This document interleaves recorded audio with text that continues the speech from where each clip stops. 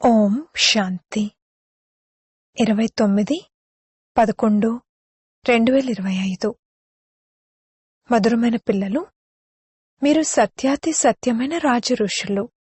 మీ కర్తవ్యము తపస్య చేయడము. తపస్య ద్వారానే పూజకు యోగ్యులుగా అవుతారు. ప్రశ్న: ఏ పురుషార్థం సదాకాలం కొరకు పూజకు యోగ్యులుగా తయారు చేస్తుంది? జవాబు: ఆత్మజ్యోతిని వెలిగించే మరియు తమో ప్రధానమైన ఆత్మను సతోప్రధానంగా తయారు చేసే పురుషార్థం చేసినట్లయితే సదాకాలం కొరకు పూజకు యోగ్యులుగా అవుతారు. ఎవరైతే ఇప్పుడు నిర్లక్ష్యం చేస్తారో వారు చాలా ఏడుస్తారు. ఒకవేళ పురుషార్థం చేసి పాస్ అవ్వకపోతే, ధర్మరాజు శిక్షలను పొందితే, శిక్షలు పొందేవారు పూజింపబడరు. శిక్షలను అనుభవించేవారు తలెత్తుకోలేరు. ఓం శాంతి. ఆత్మిక పిల్లలకు ఆత్మిక తండ్రి అర్థం చేయిస్తున్నారు. మొట్టమొదటైతే పిల్లలకు అర్థం చేయిస్తున్నారు, స్వయాన్ని ఆత్మగా నిశ్చయం చేసుకోండి. మొదట ఆత్మ, ఆ తర్వాత శరీరము. ప్రతి చోట, ప్రదర్శనలలో మరియు మ్యూజియంలలో, క్లాస్లో మొట్టమొదట సావధానపరచవలసిందేమిటంటే, స్వయాన్ని ఆత్మగా భావిస్తూ తండ్రిని స్మృతి చేయండి. పిల్లలు కూర్చున్నప్పుడు అందరూ దేహీ అభిమానులై కూర్చోరు. ఇక్కడ కూర్చున్నా కూడా ఆలోచనలు ఎక్కడెక్కడికో వెళ్ళిపోతాయి. సత్సంగాలలో ఎవరైనా సాధువు మొదలైన వారు వచ్చేంత వరకు కూర్చుని ఏం చేస్తారు? ఏవో ఆలోచనల్లో కూర్చునుంటారు. సాధువు వచ్చిన తర్వాత కథలు మొదలైనవి వినడం మొదలు పెడతారు. తండ్రి అర్థం చేయించారు, భక్తి మార్గంలో ఇవన్నీ వినడం వినిపించడం ఉంటుంది. తండ్రి అర్థం చేయిస్తున్నారు, ఇవన్నీ కృత్రిమమైనవి, వీటిలో ఏమీ ఉండదు. దీపావళిని కూడా కృత్రిమంగా జరుపుకుంటారు. తండ్రి అర్థం చేయించారు, జ్ఞానం యొక్క 3వ నేత్రం తెరుచుకోవాలి. అప్పుడు ఇంటింటిలోనూ ప్రకాశం ఉంటుంది. ఇప్పుడైతే ఇంటింటిలోనూ అంధకారమే ఉంది. ఇదంతా బాహ్య ప్రకాశము. మీరు మీ జ్యోతిని వెలిగించుకునేందుకు పూర్తిగా శాంతిలో కూర్చుంటారు. స్వధర్మంలో ఉండడం ద్వారా పాపాలు తొలగిపోతాయని పిల్లలకు తెలుసు. జన్మ జన్మాంతరాల పాపాలు ఈ స్మృతియాత్ర ద్వారానే తొలగిపోతాయి. ఆత్మజ్యోతి ఆరిపోయింది కదా. శక్తి యొక్క పెట్రోల్ పూర్తిగా సమాప్తమైపోయింది. అది మళ్లీ నిండిపోతుంది. ఎందుకంటే ఆత్మ పవిత్రంగా అయిపోతుంది. ఎంతగా రాత్రికి పగలకు ఉన్నంత తేడా ఉంది. ఇప్పుడు లక్ష్మికి ఎంతగా పూజలు జరుగుతాయి. లక్ష్మి గొప్పవారా లేక సరస్వతి మాత గొప్పవారా అని కొంతమంది పిల్లలు రాస్తూ ఉంటారు. శ్రీనారాయణుడికి చెందిన లక్ష్మి ఒక్కరే ఉంటారు. ఒకవేళ మహాలక్ష్మిని పూజించినట్లయితే ఆమెకు 4 భుజాలను చూపిస్తారు. వారిలోనే 2 వచ్చేస్తారు. వాస్తవానికి దానిని లక్ష్మీనారాయణల పూజ అని అనాలి. చతుర్భుజ రూపం కదా, 2 కలిసి ఉన్నట్లు. కాని మనుషులకు ఈ జ్ఞానం లేదు. అందరూ తెలివిహీనులుగా అయిపోయారని అనంతమైన తండ్రి అంటారు. లౌకిక తండ్రి ఎప్పుడైనా మొత్తం ప్రపంచంలోని పిల్లలు తెలివిహీనులుగా అయిపోయారు అని అంటారా? ఇప్పుడు పిల్లలైన మీకు విశ్వపిత ఎవరు అనేది తెలుసు. వారు స్వయంగా అంటున్నారు, నేను ఆత్మలందరికీ తండ్రిని, మీరందరూ నా పిల్లలు. ఆ సాధువులైతే అందరూ భగవంతులే నానేస్తారు. అనంతమైన తండ్రి ఆత్మలమైన మనకు అనంతమైన జ్ఞానాన్ని అర్థం చేయిస్తున్నారని మీకు తెలుసు. మనుషులకైతే నేను ఫలానా అని దేహాభిమానం ఉంటుంది. శరీరాలకు ఏ పేర్లైతే ఉంటాయో వాటి ఆధారంగా నడుచుకుంటూ వచ్చారు. ఇప్పుడు శివబాబా అయితే నిరాకారుడు. వారు సుప్రీం సోల్, పరమ ఆత్మ. వారి ఆత్మ పేరు శివ. ఒక్క శివబాబాకు మాత్రమే ఆత్మకు పేరుంటుంది. కాకపోతే వారు పరమ ఆత్మ, పరమాత్మ వారి పేరు శివ. ఇక మిగిలిన లెక్కలేనన్ని ఆత్మలందరి శరీరాలకు పేర్లున్నాయి. శివబాబా ఇక్కడుండరు, వారు పరంధామం నుండి వస్తారు. శివ అవతరణ కూడా జరుగుతుంది. ఇప్పుడు తండ్రి మీకు అర్థం చేయించారు. ఆత్మలందరూ పాత్రను అభినయించడానికి ఇక్కడికొస్తారు. తండ్రికి కూడా పాత్ర ఉంది. తండ్రి అయితే ఇక్కడ చాలా గొప్ప కార్యం చేస్తారు. వారు అవతరించారు అని భావించినట్లయితే మరి వారి పేరు మీద హాలిడే మరియు స్టాంప్ మొదలైనవి ఉండాలి. అన్ని దేశాలలోనూ హాలిడే ఉండాలి. ఎందుకంటే తండ్రి అందరి సద్గతిదాత కదా. వారి జన్మదినం మరియు వెళ్లిపోయే రోజు, తేదీ మొదలైనవి కూడా తెలియవు. ఎందుకంటే వారు అతీతమైన వారు కదా. అందుకే కేవలం శివరాత్రి అని అంటారు. అర్ధకల్పం అనంతమైన పగలు, అర్ధకల్పం అనంతమైన రాత్రి అని కూడా పిల్లలైన మీకు తెలుసు. రాత్రి పూర్తయిన తర్వాత పగలు వస్తుంది. ఆ మధ్యలో తండ్రి వస్తారు. అది ఖచ్చితమైన సమయము. మనుషులు జన్మించినప్పుడు మున్సిపాలిటీ వారి వద్ద నోట్ చేస్తారు కదా. మళ్ళీ 6 రోజుల తర్వాత వారికి పేరు పెడతారు. దానిని నామకరణం అని అంటారు. కొందరు దానిని 6వ రోజు పండగ అని అంటారు. భాషలైతే ఎన్నో ఉన్నాయి కదా. లక్ష్మిని పూజించినప్పుడు టపాకాయలు కాలుస్తారు.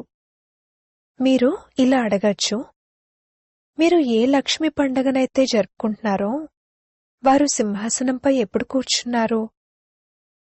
సింహాసనంపై కూర్చున్నప్పుడే పట్టాభిషేకం రోజును జరుపుతారు.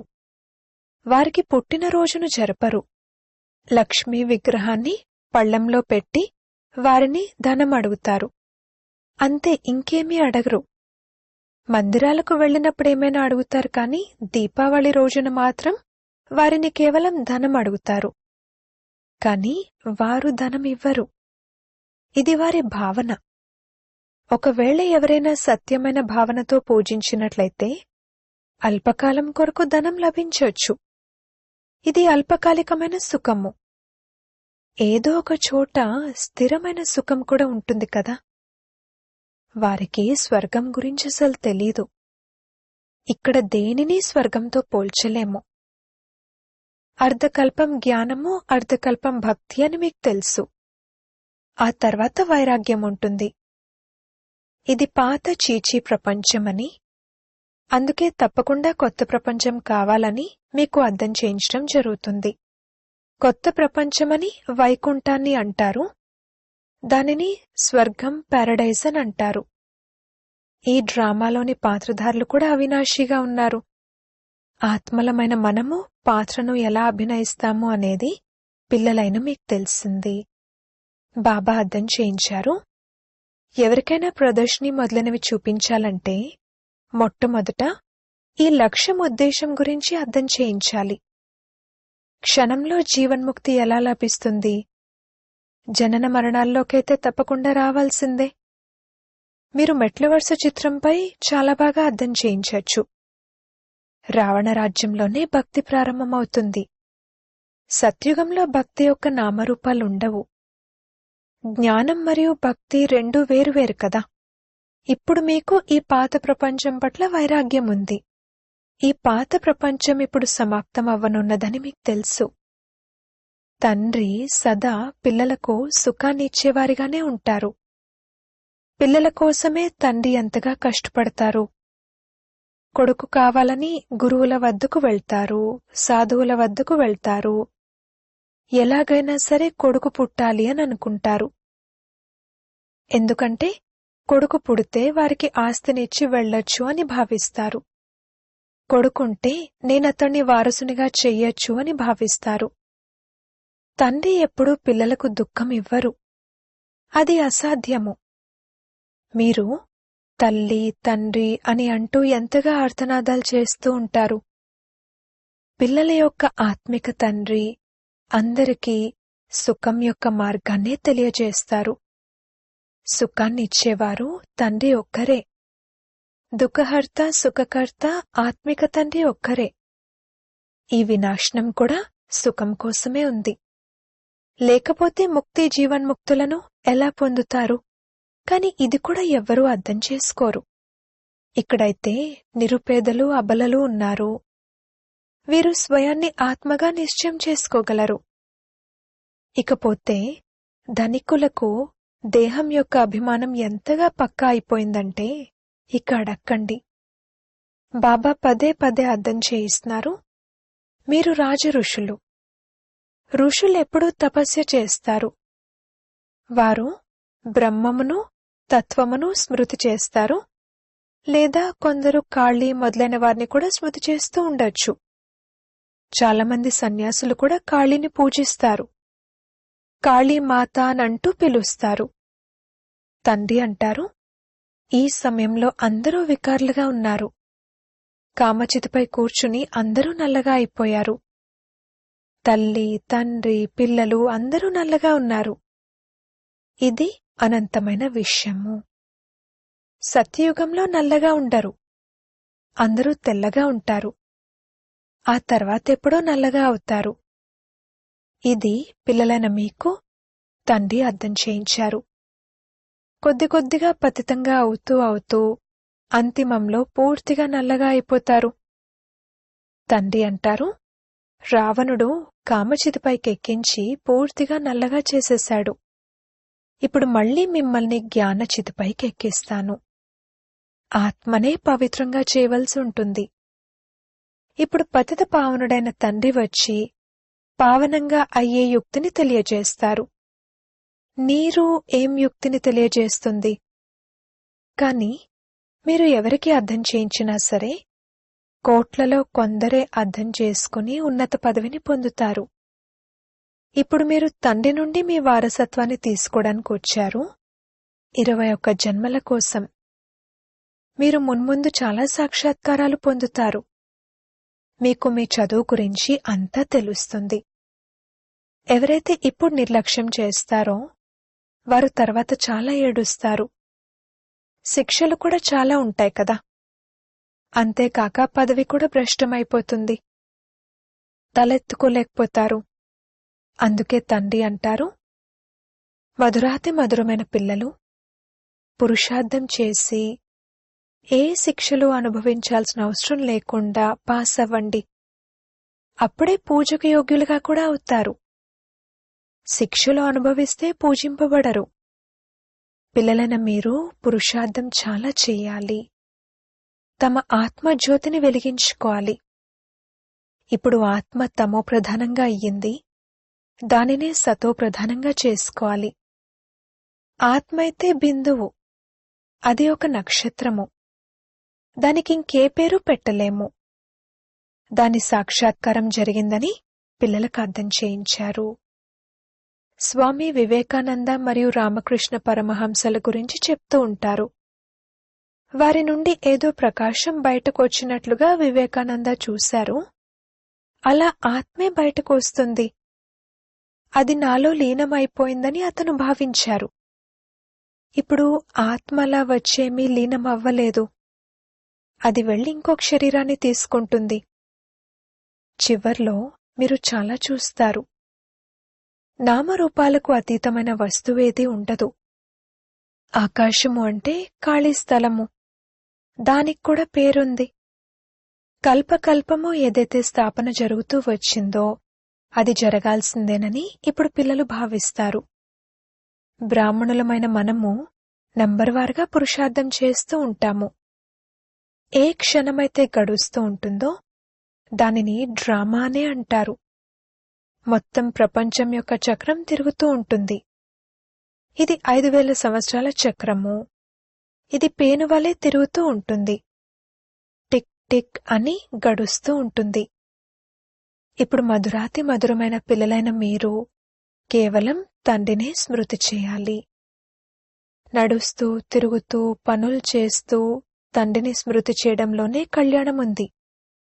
మళ్లీ మాయ చెంపదెబ్బ వేస్తుంది. మీరు బ్రాహ్మణులు. భ్రమరము వలె కీటకాలను తమ సమానంగా బ్రాహ్మణులుగా తయారు చేయాలి. ఆ భ్రమరముదైతే ఒక ఉదాహరణ. మీరు సత్యాతి సత్యమైన బ్రాహ్మణులు. బ్రాహ్మణులే మళ్ళీ దేవతలుగా అవ్వాలి. అందుకే ఇది మీరు పురుషోత్తములుగా అయ్యేందుకు సంగంయుగము. ఇక్కడకు మీరు పురుషోత్తములుగా అవ్వడానికే వస్తారు. మొదట బ్రాహ్మణులుగా తప్పకుండా అవ్వవలసి ఉంటుంది. బ్రాహ్మణులకు పిలక ఉంటుంది కదా, మీరు బ్రాహ్మణులకు అర్థం చేయించచ్చు. ఇలా చెప్పండి, బ్రాహ్మణులది కులము, బ్రాహ్మణులకు రాజధాని ఉండదు. మీ ఈ కులాన్ని ఎవరు స్థాపించారు? మీకు పెద్ద ఎవరు? ఇక తర్వాత మీరు అర్థం చేయించినప్పుడు చాలా సంతోషపడతారు. బ్రాహ్మణులకు గౌరవాన్ని ఇస్తారు, ఎందుకంటే వారు శాస్త్రాలు మొదలైనవి వినిపిస్తారు. ఇదివరకు రాఖీ కట్టేందుకు కూడా బ్రాహ్మణులు వెళ్లేవారు. ఈ రోజుల్లోనైతే కుమార్తెలు వెళ్తారు. ఎవరైతే పవిత్రతా ప్రతిజ్ఞను చేస్తారో మీరు వారికే రాఖీ కట్టాలి. ప్రతిజ్ఞను తప్పకుండా చేయవలసి ఉంటుంది. భారత్ను మళ్లీ పావనంగా చేయడానికి మనం ఈ ప్రతిజ్ఞ చేస్తాము. మీరు కూడా పావనంగా అవ్వండి, ఇతరులను కూడా పావనంగా తయారు చేయండి. ఈ విధంగా చెప్పే శక్తి ఇంకెవ్వరికీ లేదు. ఈ అంతిమ జన్మ పావనంగా అవ్వడంతో మనం పావన ప్రపంచానికి యజమానులుగా అవుతామని మీకు తెలుసు. ఇదే మీ వ్యాపారము. ఇటువంటి మనుషులెవ్వరూ ఉండనే ఉండరు. మీరు వెళ్లి ఈ ప్రతిజ్ఞను చేయించాలి. తండ్రి అంటారు, కామం మహాశత్రువు, దీనిపై విజయం పొందాలి. దీనిపై విజయం పొందటంతోనే మీరు జగజ్జీతులుగా అవుతారు. ఈ లక్ష్మీనారాయణలు తప్పకుండా ముందు జన్మలో ఈ పురుషార్థం చేశారు. అందుకే ఆ విధంగా తయారయ్యారు కదా. ఏ కర్మల ద్వారా వీరికి పదవి లభించింది అనేది ఇప్పుడు మీరు చెప్పగలరు. ఇందులో తికమకపడే విషయమైతే ఏమీ లేదు. మీకు ఈ దీపావళి మొదలైన వాటి గురించి సంతోషమేమీ కలగదు. మీకు ఏ సంతోషం ఉందంటే మనం తండ్రికి చెందినవారుగా అయ్యాము, వారి ద్వారా వారసత్వాన్ని పొందుతాము. భక్తి మార్గంలో మనుషులు ఎంతగా ఖర్చు చేస్తారు, ఎంతో నష్టం కూడా కలుగుతుంది, నిప్పంటుకుంటుంది. అయినా అర్థం చేసుకోరు. ఇప్పుడు మనం మళ్లీ మన కొత్తింటికి వెళ్లబోతున్నామని మీకు తెలుసు. చక్రము మళ్లీ యథావిధిగా రిపీట్ అవుతుంది కదా.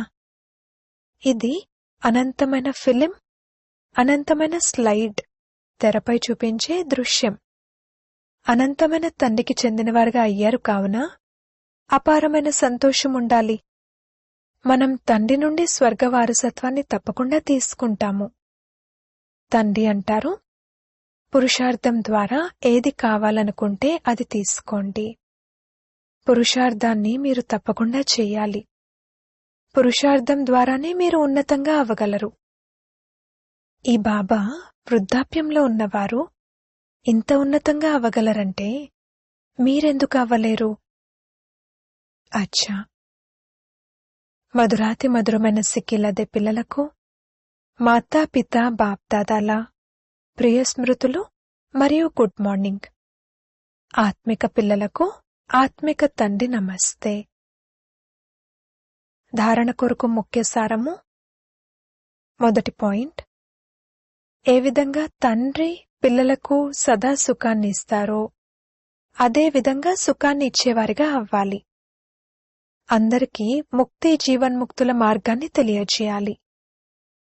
రెండవ పాయింట్, దేహీ అభిమానులుగా అయ్యే తపస్య చేయాలి. ఈ పాత చీచీ ప్రపంచం పట్ల అనంతమైన వైరాగులుగా అవ్వాలి. వరదానము, ప్రతి ఒక్కరి విశేషతను స్మృతిలో ఉంచుకుంటూ విశ్వాసపాత్రులుగా అయ్యి ఐకమత్యతతో కూడిన సంఘటనను తయారుచేసే సర్వుల శుభచింతక భవ. డ్రామానుసారంగా ప్రతి ఒక్కరికి ఏదో ఒక విశేషత తప్పకుండా లభించింది. ఆ విశేషతను కార్యంలో వినియోగించండి మరియు ఇతరుల విశేషతను చూడండి. ఒకరికొకరు విశ్వాసపాత్రులుగా ఉన్నట్లయితే వారి మాటల వెనకున్న భావం మారిపోతుంది. ఎప్పుడైతే ప్రతి ఒక్కరి విశేషతను చూస్తారో అప్పుడు అనేకులుగా ఉంటూ కూడా ఒక్కరుగా కనిపిస్తారు. ఐకమత్యతతో కూడిన సంఘటన ఏర్పడుతుంది. ఎవరైనా ఎవరి గురించైనా గ్లాని విషయాలను వినిపిస్తే మీరు వాటికి మద్దతు ఇచ్చేందుకు బదులుగా వాటిని వినిపించే వారి రూపాన్ని పరివర్తన చేయండి. అప్పుడు శుభచింతకులు అని పిలువబడతారు. స్లోగన్: శ్రేష్ఠ సంకల్పాల ఖజానాయే శ్రేష్ఠ ప్రారబ్ధము మరియు బ్రాహ్మణ జీవితానికి ఆధారము. అవ్యక్త సూచనలు: అశరీరీ మరియు విదేహీ స్థితి యొక్క అభ్యాసాన్ని పెంచండి. ఒకవేళ క్షణంలో విదేహిగా అయ్యే అభ్యాసం లేకపోతే చివరి క్షణం కూడా యుద్ధం చేయటంలోనే పోతుంది. అంతేకాక ఏ విషయంలోనైతే బలహీనంగా ఉంటారో, స్వభావంలోనైనా, సంబంధంలోకి రావటంలోనైనా, సంకల్ప శక్తిలోనైనా, వృత్తిలోనైనా, వాయుమండల ప్రభావంలోకి రావటంలోనైనా, ఏ విషయంలో బలహీనంగా ఉంటారో మాయ కావాలని ఆ రూపంలోనే చివరి పరీక్ష పెడుతుంది. అందుకే విదేహిగా అయ్యే అభ్యాసం చాలా అవసరము. ఓం శాంతి.